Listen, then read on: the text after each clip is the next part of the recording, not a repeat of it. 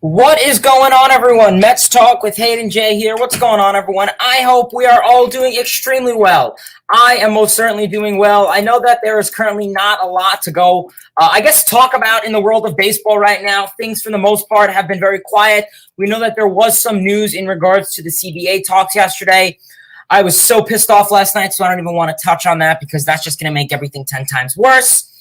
But in today's stream, I guess, with the lockout and really nothing going on, we're just really gonna do these Q&A style type of streams where pretty much if you guys have any comments, questions, and concerns, try and drop them below. And we're honestly just gonna talk about that because really, there's really nothing for me to talk about in regards to Mets news, baseball news itself. There's really nothing to talk about.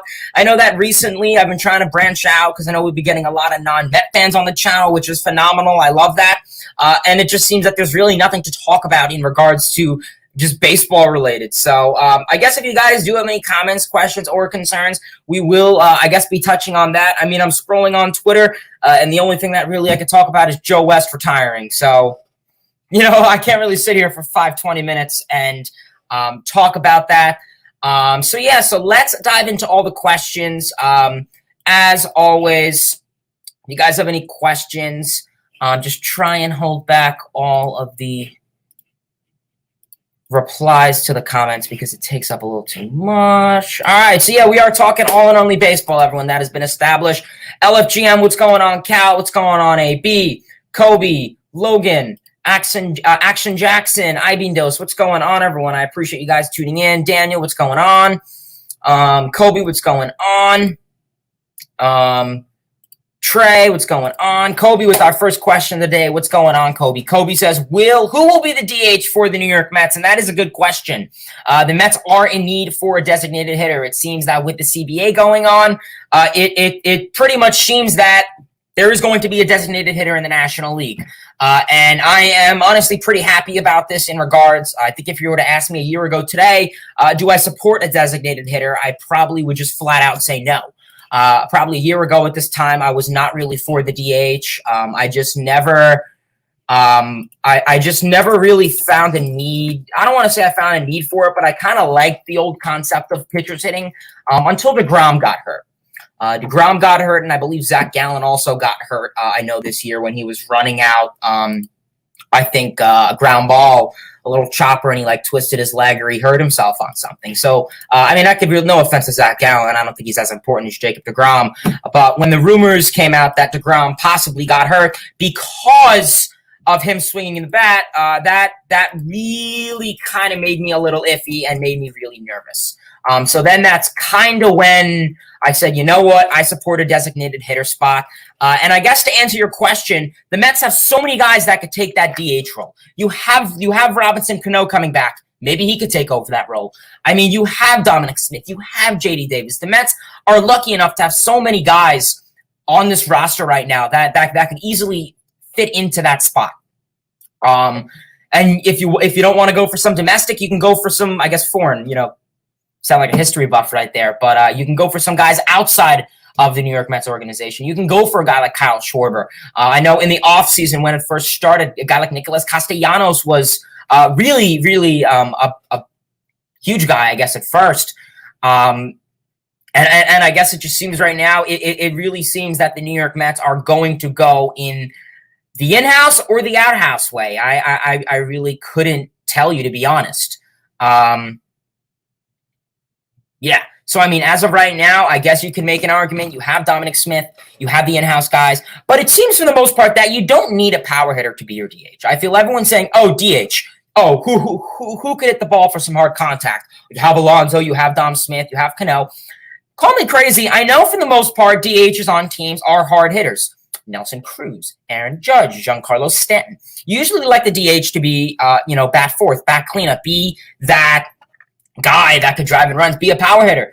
But honestly, a DH, in my opinion, is just a guy who gets on base. Call me crazy and disagree if you want. That's fine. But I honestly don't think the DH has to be a power hitter. I have absolutely no problem with the DH being a guy like a guy that could be Jeff McNeil. If Jeff McNeil can be back to his 300 or 290 close average, he could be a DH for a game. And I think the Mets are really going to flip-flop who's the DH. I don't really think the Mets are going to have a a permanent DH, as to say. And I mean, I don't really think any team should have a permanent DH. I think it should really depend on the day. You can make an argument if it's lefty righty, you could switch off between a guy like Cano and JD Davis. But yeah, I mean, regardless, right now, I think JD Davis could be that bet. If JD Davis can know how to swing at a basic high-end fastball, I think that'll be great. But just as of right now, I guess as of right now, if the season were to start right now, I guess you would really have Cano as your DH. Rather not, but it seems that's going to be the case. Cal says, when looking at some of the bats, we might add Suzuki. Suzuki would be the greatest value with the greatest upside. He instantly makes Canna more effective as a utility player. That's a good point you bring up there. That's actually a good point you bring up there, Cal. Earlier in the offseason, the Mets expressed some interest in Suzuki. Like I said, the Japanese Nippon League and the MLB is completely different. But I'll say this about Suzuki: for a guy who hits for us an insane amount of power, to have one of the highest walk rates and lowest strikeout rates, that's pretty damn good. I mean, to be a power hitter, to have a high average. I mean, I'm not saying batting average determines yourself as a player, but for just a baseball player in general, to have that much power and have that high of an average, that's really impressive. I mean, Suzuki would be a nice fit on this team. Would you put Canna back in that bench role? Would you want to take his bat out of the lineup? I would much rather Suzuki for sure. And then you got like a Nemo, Marte, Suzuki, or you put him in left. I mean, I doubt he would play center. He'd probably play one of the corner spots. So that would be really interesting. But as of right now, I don't really picture the Mets going after Suzuki. We know last year was Tomoyuki Sagano. He was like one of the first videos I ever made on this channel was about him. There was so much hype on him, and then he re-signed with Japan. So, who knows? I definitely think it'd be nice if Suzuki comes to the MLB, and I definitely think he probably will come to the MLB, just if it's with the New York Mets organization or if it's with another team. I think a West Coast team probably makes a lot of sense, and I think they released a couple teams that he most likely will sign with, and they were, like the Giants, the Mariners. I think the Mariners could be a good fit. They have really that young squadron over there. So maybe having a rookie, but not a rookie in terms of at a bigger stage level. So that will be pretty interesting. So I think the Mariners could be a spot. I think the Giants, because the Giants are definitely losing some big pieces. So we're just gonna have to see how that goes, to be honest. Stoney, what's going on, brother? I am doing well. I appreciate you tuning in, brother. Marco, what's going on? Appreciate you tuning in, brother. Trey, what's going on? Trey says, Hayden, should the New York Mets gamble on free agent Carlos Rodin? Yeah, honestly, I would not be against bringing in a guy like Carlos Rodin. I pretty much talk about him on most of the streams, and I've really have positive things to say about him. His performance, I have no issue with. I really feel that he is seriously a solid ball player. He has that nice pitch mix that really goes along well. My only issue with him, however, is the injuries. He's been in the major league level for 5 years now, and this is the first full season where he actually played fully healthy. That gives me a little bit of worry. And especially, he has an injury, so what? The Mets no longer have injury-prone Syndergaard, but you have DeGrom and Scherzer, so that's one thing too. But regardless of the injuries, that's a big thing if he's an injury-prone guy. But the thing is, he wants a relatively long contract. This guy wants a contract from 5, 6, 7 years, and I just really question how willing are the Mets going to be to give a guy who, regardless of being injury-prone, but has only played one full season out of 5 from being fully healthy, if he could barely stay in the field. I mean, the Mets have had some rough contracts in pretty much last year itself. I mean, Lindor contract was huge. Is he worth $341 million? Can he be close to that? Should he have gotten a little bit less? The McCann contract was atrocious. And it's just, so we're going to have to see how that really goes. Honestly, I would not be against the Mets signing Rodin. I think he could be a great asset to this team. You lost Syndergaard, you lost Loop, you lost Hill. Regardless of those guys that they were bullpen or a starter or not, but you lost the left-handed presence, and the Mets really need to gain back that left-handed presence inside of their pitching staff. I mean, the left-handed presence is kind of non-existent now. So I would like it back. Sean, what's going on? He says, good afternoon, Hayden. What's going on, brother? Appreciate you tuning in. Stoney says, here's a good question. Who would we start first, DeGrom or Scherzer? Well, I think it's DeGrom, and I mean, it has to be DeGrom. DeGrom is clearly the best pitcher, arguably, in baseball right now, and I mean, arguably top 10, no doubt, maybe even top 5 if he keeps it up in MLB history, possibly. But yeah, I think it's DeGrom, and there's really no debate, unless in some miracle there's setbacks or something. But no, I think it's DeGrom every day. Sports fan, what's going on? He says LFGM, absolutely. Daniel says, how much would a Nemo extension be? So it's a good question. So as of right now, if the New York Mets were to extend Nemo, I would have no problem giving Nemo anywhere from, let's see how old he is. Let's see Brandon Nemo.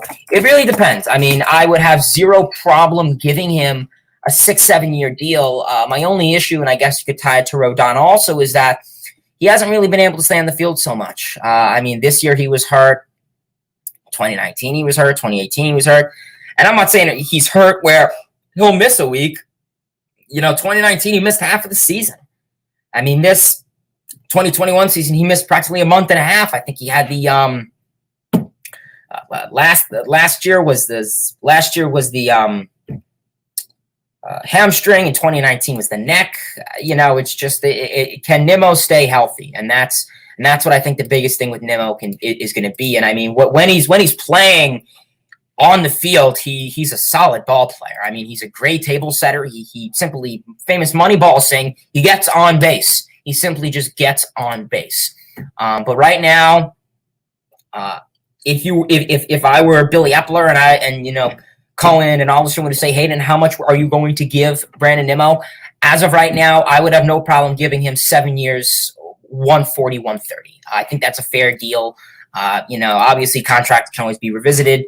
If he can be more healthier for 2-3 more years and start to put up more elite numbers, you could raise that price. But as of right now, that's what I would honestly give Nemo. Daniel says, how much do you think SNY Network is? Let's see.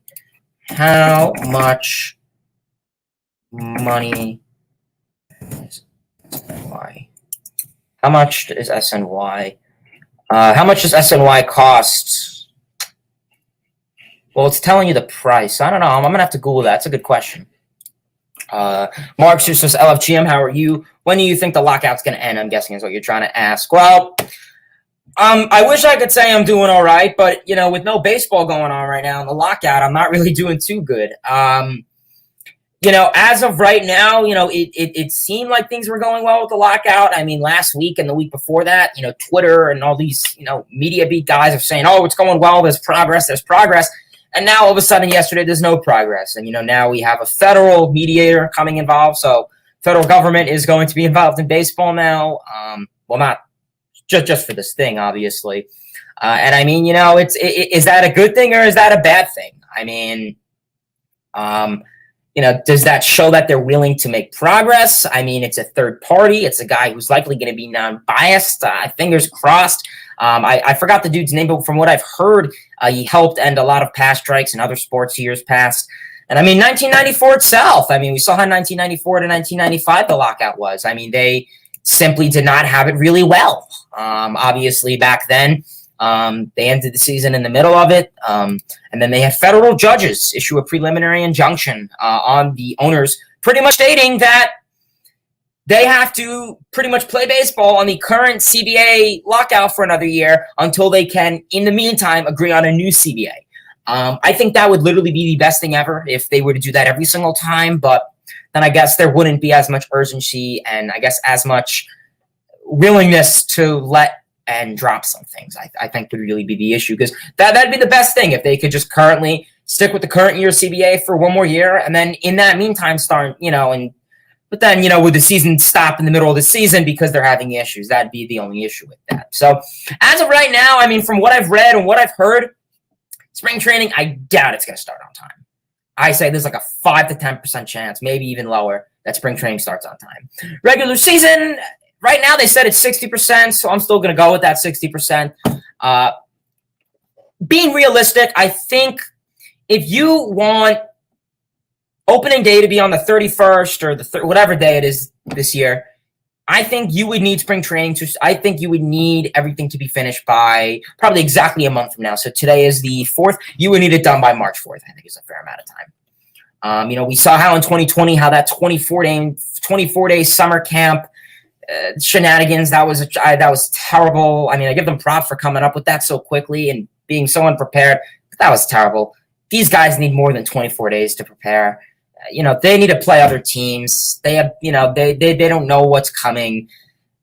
They need different stuff. So fingers crossed. I'm thinking maybe it's like a super worst case scenario.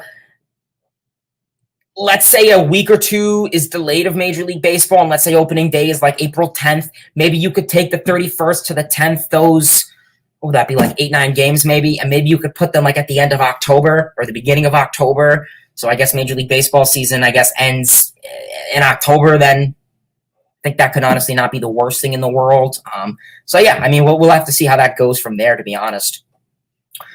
Sports fan says, it would be great to sign both Suzuki. We need to look at 5-year plus an option, and then Kikuchi 2 years plus an option year. That way Kikuchi and Suzuki adjust plus player to communicate with. Yeah, honestly, that would not be the worst thing in the world, to be honest with you. To be honest with you, I like I said before, I'm not against Suzuki. Kikuchi, on the other hand, not necessarily. If we're going after a left-handed presence, I would much rather the Mets go after a guy like Rodin. We talked about the injuries. But Kikuchi, I just don't really see anything crazy in him. He had a great first half. His fastball was on spot with the strike zone. And then he was an all-star, his first all-star year. And then just in the second half, he just, the home run merchant, he was just a completely different player in the second half. And I mean, call me crazy, call me nutty, spider attack merchant, I think. And it's unfortunate. It really is. Alex, what's going on? Alex says, what really, guessing that's supposed to say, puzzles me is how long it took down to get the commissioner is the one to blame for the delay. And the CBA has agreed on the commissioner needs to be fired. Yeah, I agree with you, man. I mean, listen, I get it. Not everyone's gonna like the commissioner. I get it. Rob Manfred is a clown, in my opinion. But I just think as of right now, it looks really bad for the game of baseball to have these lockouts. It really, really, really does. It just doesn't look good. Regardless, you had that 2020 shortened season shenanigans. That was terrible. Everyone hated it. Not much I could do about that. And then now you're having the possibility of Major League Baseball season not even happening without there being other causes that MLB can and can't control. MLB can control this. They can. What puzzles me is that, I'm going to say a word, what puzzles me is that for 1 month or 30 days, whatever, it started on the 2nd, they were sitting doing nothing. They had a lockout for a month. Oh, we're going to start communications back up in January. Why? We could be a whole month ahead of the game already, and they're sitting here saying, oh, no, we're going to wait until January 10th or whenever they had the 1st. It makes zero sense. And they're wasting days by having meetings for the DH, which, that's great, but these meetings are 90 minutes. That's nothing. 90 minutes, that's an hour and 30. I can't even fly to New York in that amount of time. I mean, they should be in these offices talking for, 3 hours at least. If you want to get things done, if it comes down to money at the end of the day, just do your job. I mean, it's just really frustrating. It really is. Stoney says the Brewers hat needs to go. Yeah.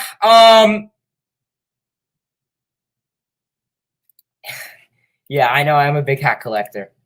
Marco says, I just want to see DeGrom and Scherzer pitch back to back. Yeah, exactly, man. I mean, it would be awesome to see DeGrom and Scherzer just go back on the mound and pitch back to back days. I mean, that would be something that, regardless of there being a lockout or not, but that would just be really awesome to see. As of right now, in terms of, I know you added the word healthy, and I think that's a very important word. I mean, these guys need to stay healthy.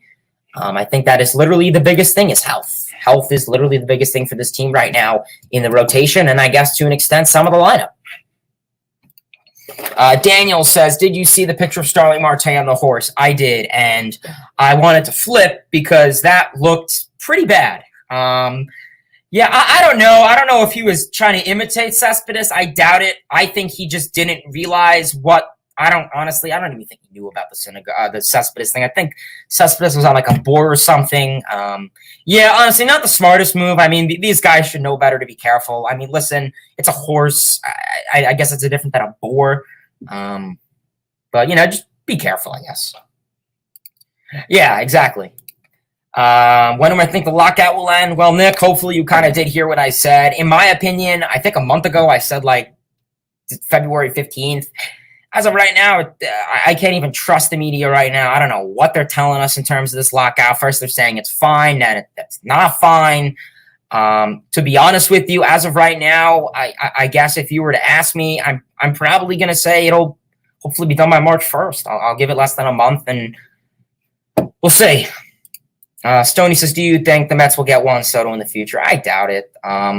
Yeah, I mean, personally, regardless of the Nationals' current situation right now, I think he's literally the best piece to build around the team. Really unfortunate that the Nationals just shipped away everyone with Scherzer. They still have Strasburg, so that's always a benefit. So next year, though, I guess their big two guys will be Juan Soto, Strasburg. And I mean, they have a lot of prospects. It was really good to see. I mean, we saw them play the Mets a lot towards the end of the season. Yeah, it didn't look absolutely terrible. Fingers crossed that, well, I guess not in my case, but, hopefully the Nationals can get their stuff together. I don't see them being a contending team. Yeah, they'll just have to build their farm system, but nah, I don't think the Mets are going to get Soto anytime soon. Or realistically, I think he's a National forever. Sean, what's going on? Sean says, what moves would you make to finish the offseason? Well, as of right now, I realistically would go with Carlos Rodin as my number one spot for that pitching depth. I would like for some bullpen roles.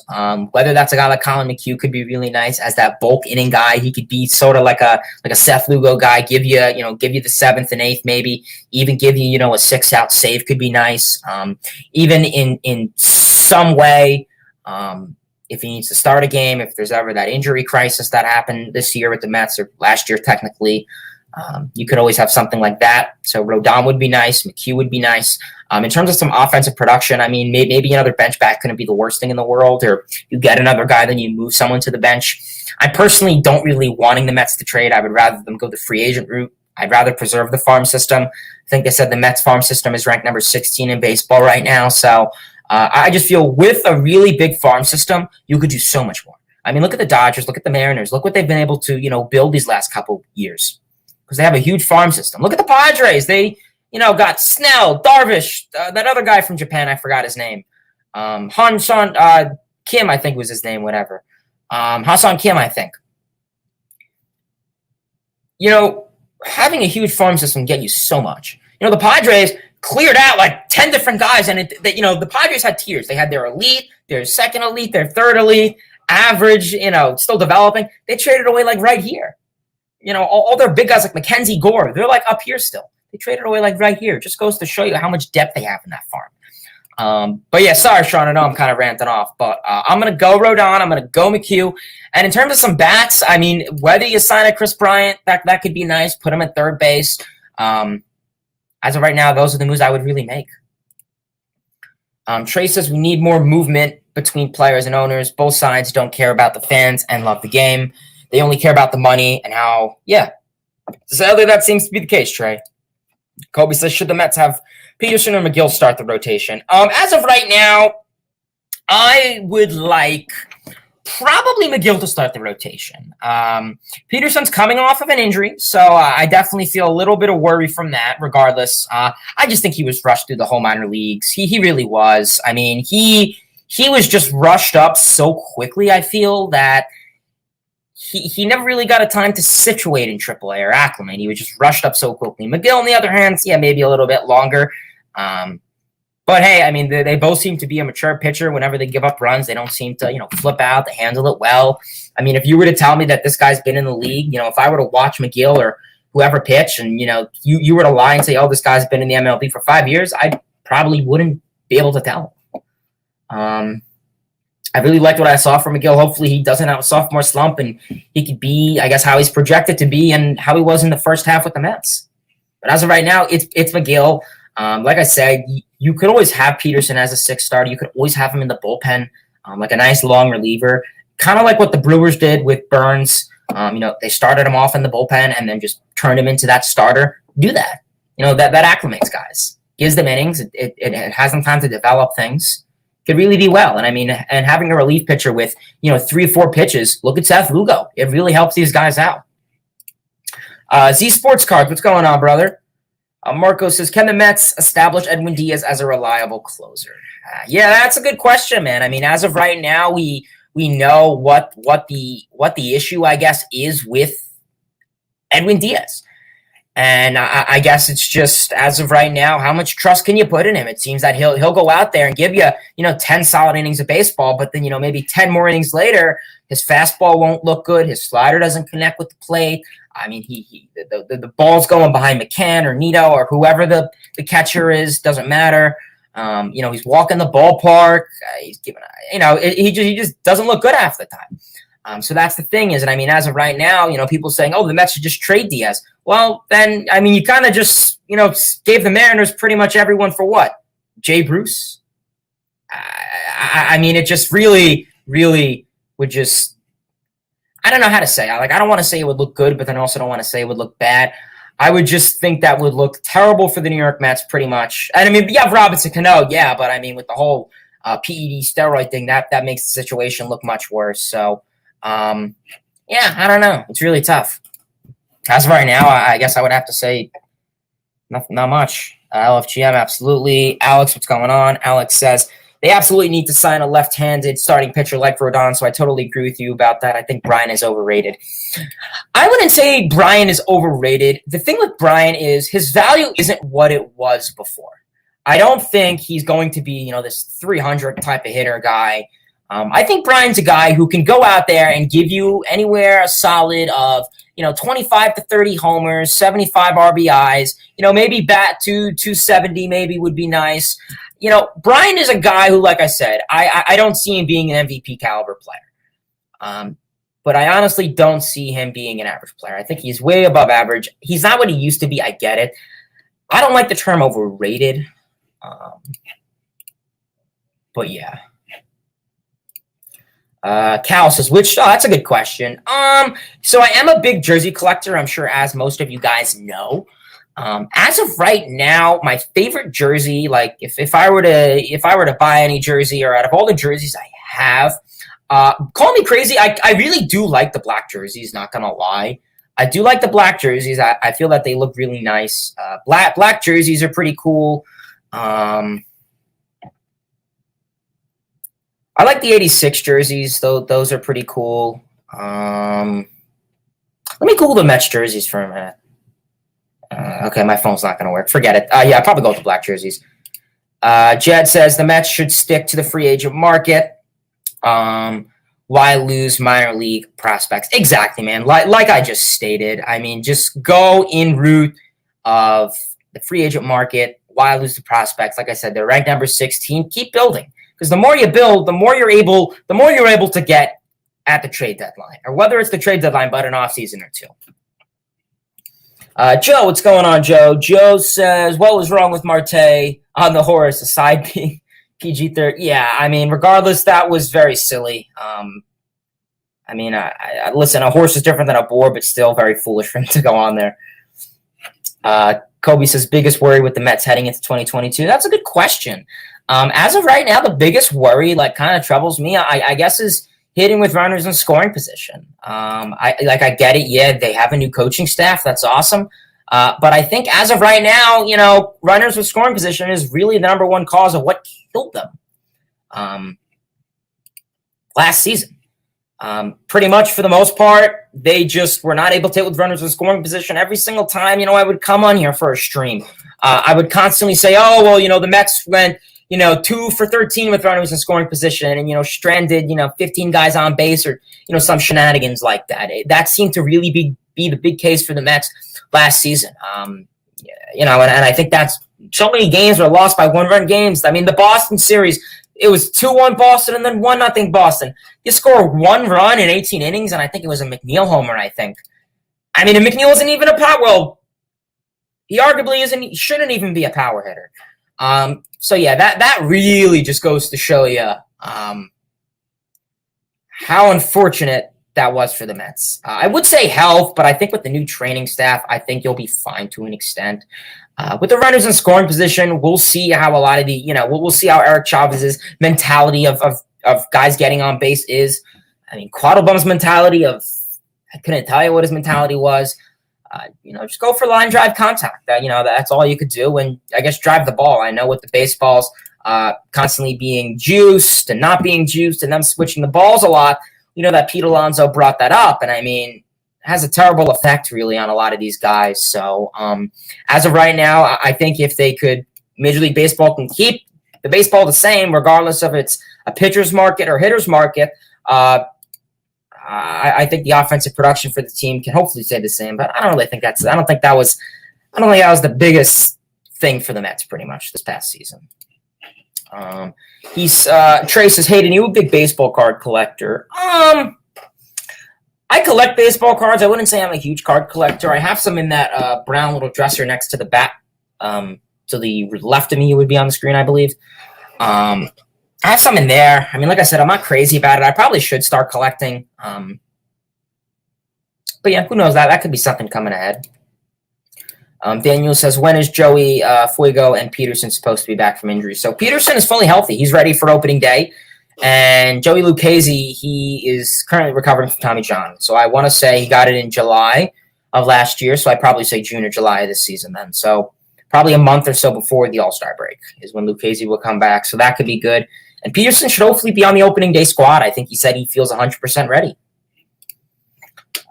Z Sports Car says possibility of the Mets signing Schwarber. Well, yeah, I think there's definitely a possibility the Mets will sign him.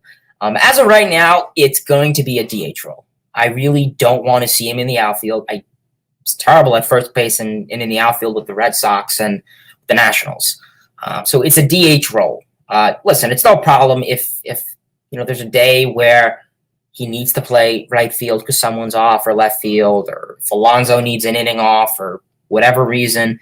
I understand that, but I'm signing Schwarber to a DH role.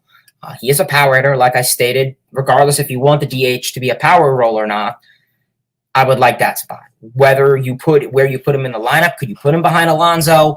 Do you put him in the fourth spot and then put Alonso in the second spot? I mean, would you want to have two power hitters back to back? That could not be the worst thing. But I would absolutely I wouldn't object to that, to be honest. Galapos, I believe that's how you pronounce it. What's going on, man? He says, is Carlos Crayon an option for the Mets at third base? Yeah, I mean, like I said, anyone's an option. As of right now, I think the odds of him getting signed are very low. I really don't think that they're going to go after him, especially for the price range. I mean, he's going to want $350 at least. I mean, I think it was $300 or something before the lockout, and they didn't agree to that. He's going to be a fair amount of money. So yeah, we're just gonna have to see how that goes. Like I stated, at first I honestly had him going to the Tigers, and then they got Baez. So I question: are the Tigers willing to spend the money? I don't know. Teams I could see him going to, call me crazy, the Marlins. I think they want to spend a little bit. They could splurge, and he's a great guy to build around. You have the Marlins. I don't think he'll resign with Houston. You have the Yankees. You have the Mets. Teams are in need. I mean, maybe the Brewers. I mean, they really needed some offensive production. There's a lot of good options out there for Correa, but he's going to want some money. Z Sports Card says, I'm glad the black jerseys are back. Yeah, me too. I like them. And hopefully, I believe for this season, for 2022, they're going to have them for the last 5. So that's all right. It's not bad. I mean, I'd rather them for more, but hey, 2023 we'll have them. Kobe says, Hayden, should Major League Baseball keep the 7-inning? No, I don't really like them as much. In terms of the 3 big rules with the runner on second and extra innings, the doubleheaders, and the DH, I guess, I'd probably be my second with the DH being first. It's not like the worst rule. I mean, I think regardless of why they did it, I think it could be more beneficial because 9 plus 18 innings is a lot of innings. I mean, it is a lot of innings for guys, not even just to play, but just sit out. That's give or take an average ball game's 3 hours, three and a half. I mean, that's 6-7 hours, maybe even 8 hours of baseball today. It's a lot. So I think that could be beneficial maybe. But the runner on second, I want erased, but I'm going to kind of finagle with it a little bit. Once you approach like the 15th inning, then go for it. Joe says owners can't complain about not having money when they put a borderline AAA team on the field. Nobody pays to see that. Yeah, I mean, I agree with you, man. It's, you know, listen, I get it. AAA minor league, it's cool to see. But by now, it's the fans that are pretty much the reason that everything's happening. They're arguing about money. That majority of it comes from the fans, from concessions, from tickets, from merchandise. I mean, without the fans, where are these teams getting money? Where are these teams getting money from? I mean, they're not like they're nonprofits where they get. I mean, yeah, sure, maybe they could get donations. It'd be kind of weird because they have so much money. I don't think they need any donations. LFGM, absolutely. Trey says, I remember the 1994 season. Matt Williams was chasing the home run record, and the Yankees and Expos were in first place. That is true. It would to have been, yeah. I mean, it's crazy to think how could that have possibly ended. Daniel says Mets offense was horrible last year, and we were getting shut out by no names. Yeah, pretty much. Marlins were a great example. But hey, you could also make the argument in the first half that the Mets bench mob of no names pretty much really exploded. I mean, a lot of guys that, I mean, I've never even heard of half of the bench mob guys' names before. I mean, I briefly knew about Peraza. I briefly knew about Mazika. But I could barely tell you anything about them. If I were to come on a stream and say, you know, Hayden, summarize these guys. One's a catcher and one's a utility guy, you know. But crazy to see. Stoney says, I know every inning seems like the Mets had runners on base and couldn't bring them in. Yeah, pretty much. I mean, you know, whether it was, simple enough. I remember there was that one game against the Marlins where Alonso had a triple, 0 outs, and he couldn't even score. Hit a sac fly, nothing. They couldn't do that. So really goes to show you how bad it got. Sports fan says, who gets paid more time? Oh, who gets more playing time in 2022, Khalil Lee or Nick Plummer?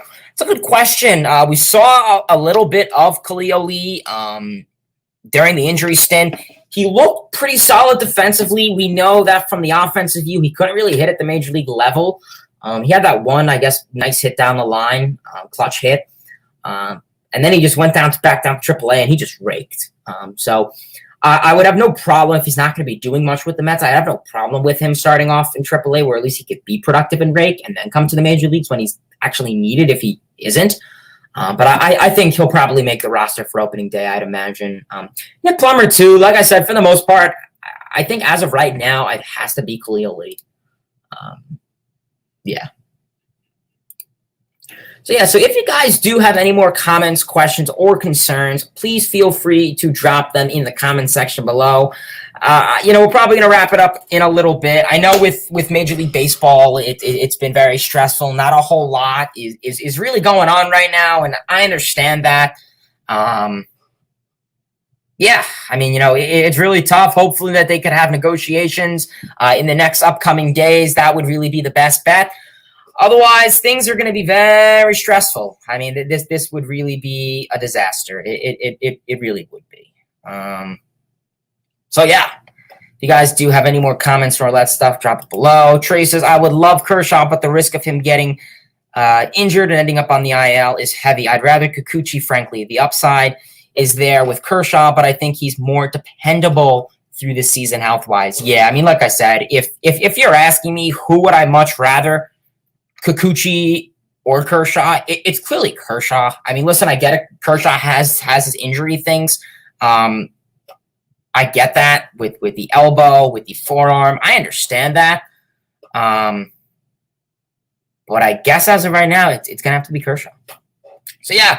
So, probably going to call it a stream here. Like I said, I appreciate everyone for tuning in. Trying to do these streams. I think I did 2 streams so far this week. We'll see when the next one is. To be honest with you, I know with nothing really going on, there's really not much to talk about.